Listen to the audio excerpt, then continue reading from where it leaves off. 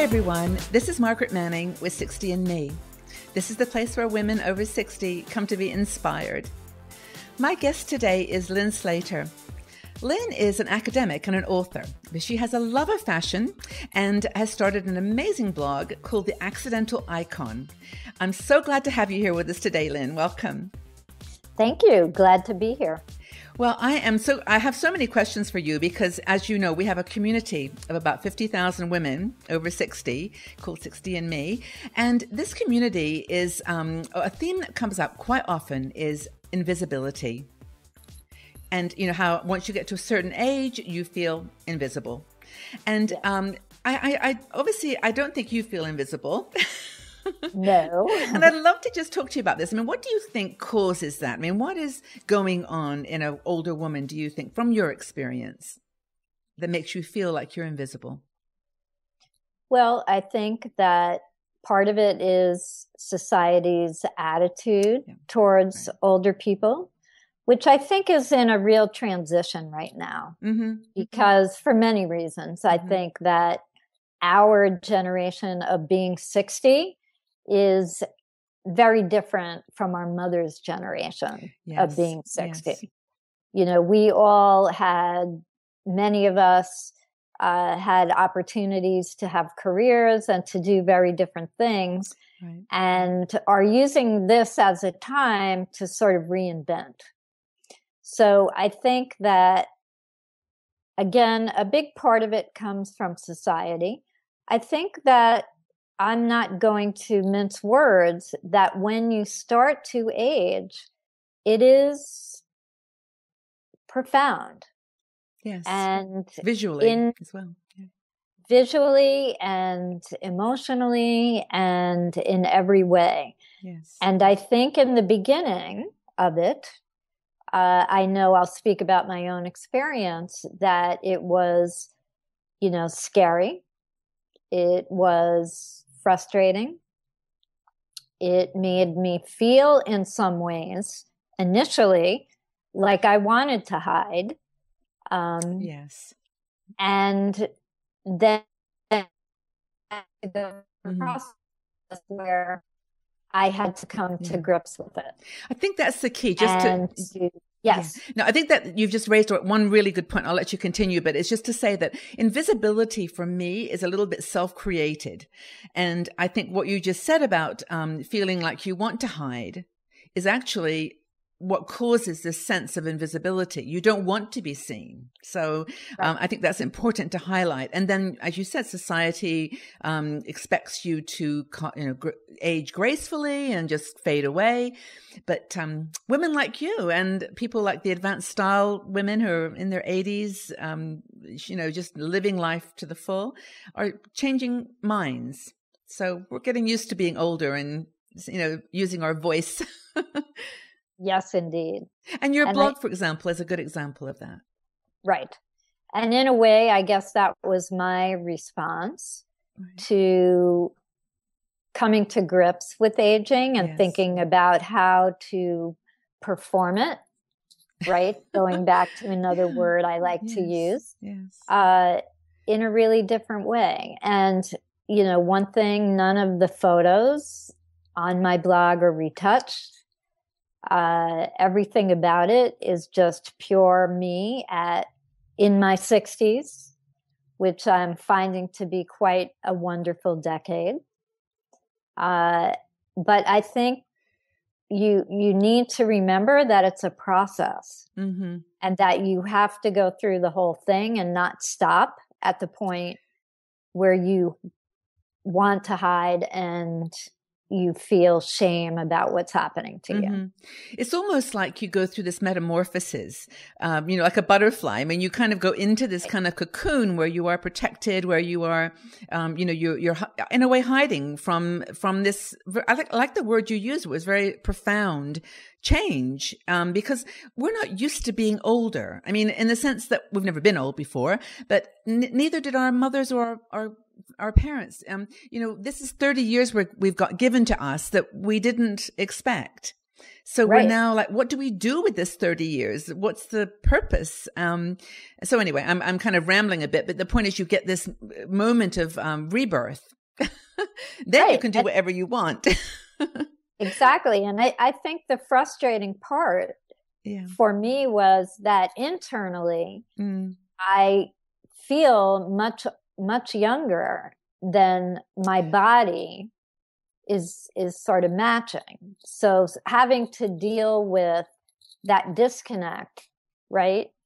And to be kind to my body and to sort of accept some of the changes, like just something like being more tired, not having the same level of energy, so I have to go to bed a little earlier, but I make those accommodations. But I think for me, that was the most frustrating part, the disconnect between the physical changing and sort of the internal person. Mm-hmm. So in a way, it's been kind of fun seeing how the two can get closer together.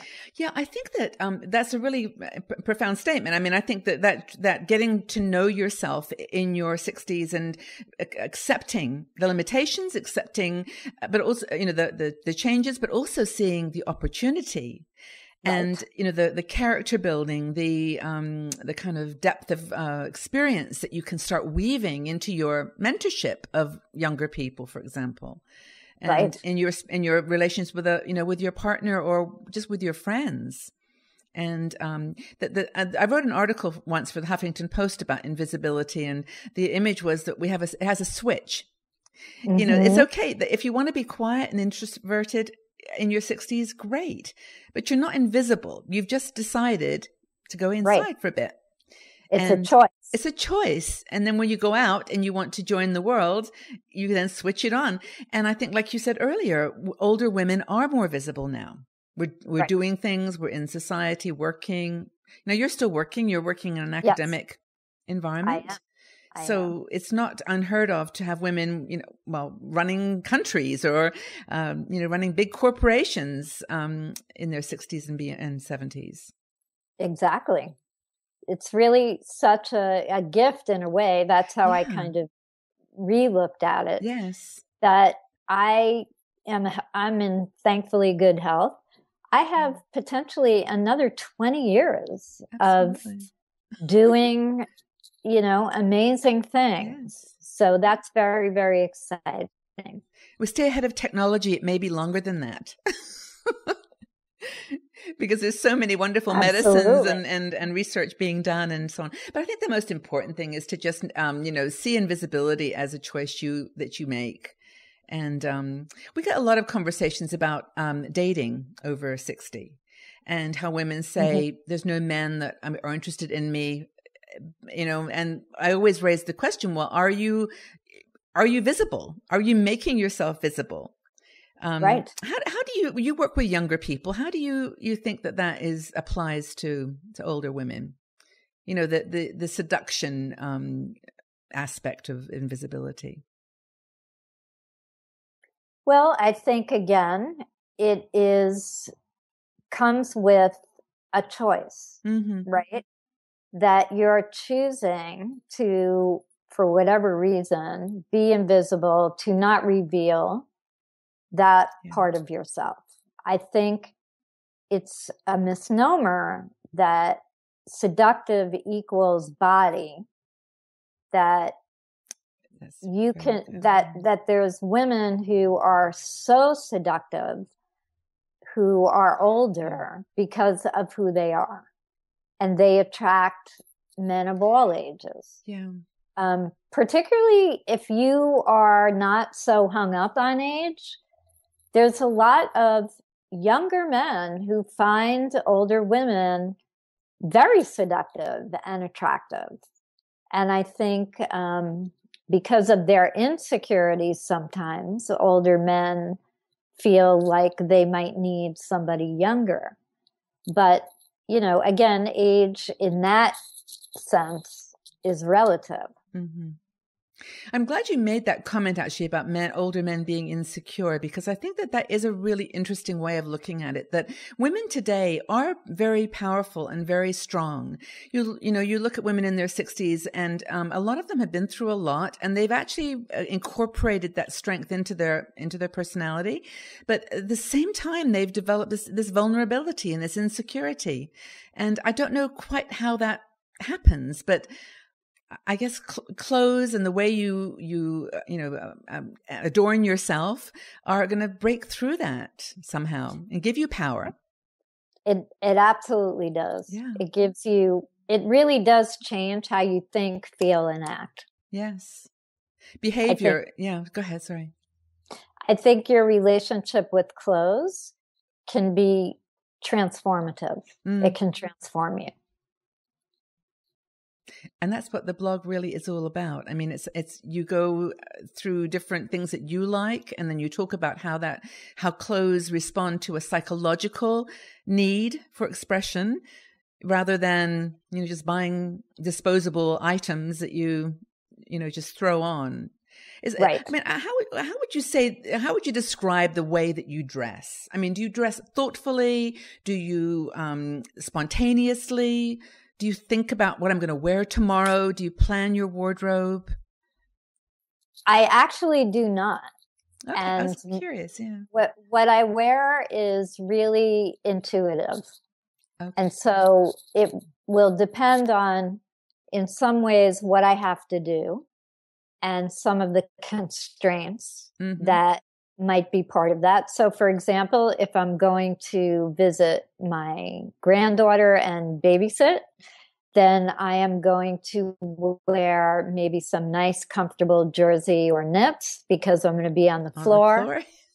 I think some of it depends on my mood.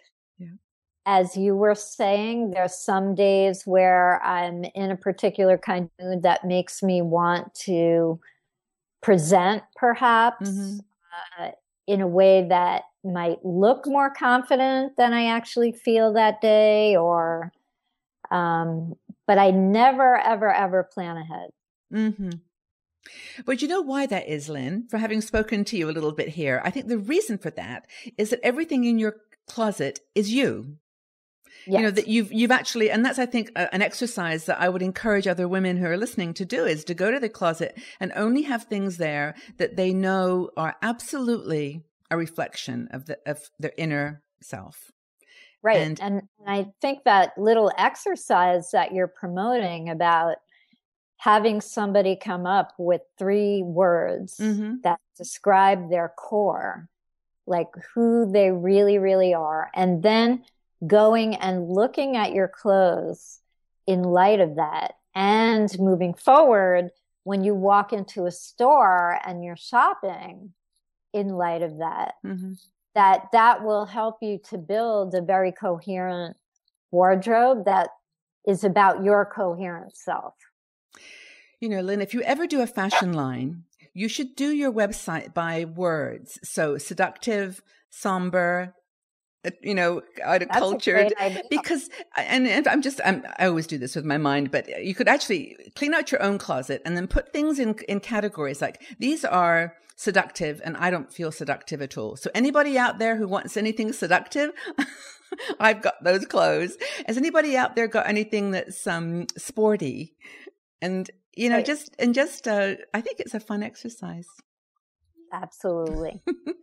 Okay. So I've really enjoyed talking to you, Lynn. It's been great. I highly encourage everyone to go out to the website Accidental Icon and just enjoy it. Maybe use it to help you find those 3 words. Great idea. And we'll talk again soon, Lynn, but I really appreciate you being here. Thank you. Thank you.